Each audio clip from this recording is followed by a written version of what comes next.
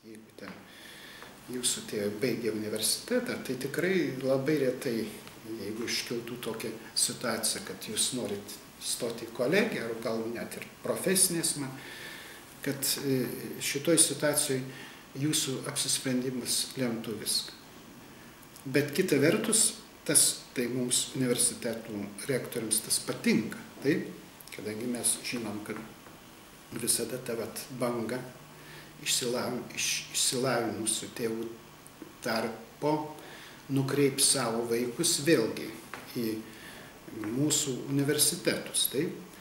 Bet čia yra ir vienas toks sudėtingas dalykas, kad tie tėvai, kurie neturi universitetinio išsilavinimo, taip, gyvena ar atokesniuose, sakykime, regionuose, taip, mūsų šalis tai mažytė, čia kitas dalykas, bet ar atokesniuose regionuose, ar jų išsilavinimas yra žemas, baigia tik tai ten vidurinę, ar dar kažką, tai taip, jie jau nepatarė savo vaikui siekti aukštumų. Jiems atrodo psichologiškai visiškai neblogai, kad kaip mes gyvenam, taip ir jie gyvens. Taip?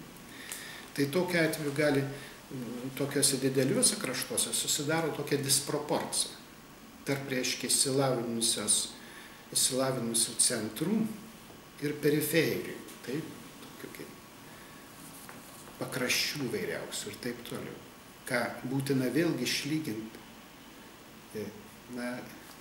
kitais kažkokiais tai mechanizmais, taip, kad nebūtų tokių susidariusių visuomenės gyvenime dalykų kaip neišsilavinusių arba mažai išsilavinusių, aukštojo mokslo neturinčių, tokie regionai ar tradiciškai susidarė mazgai, taip, ir galų gale iškilių, taip, galime sakyti netgi su elitinėm viršūnėm.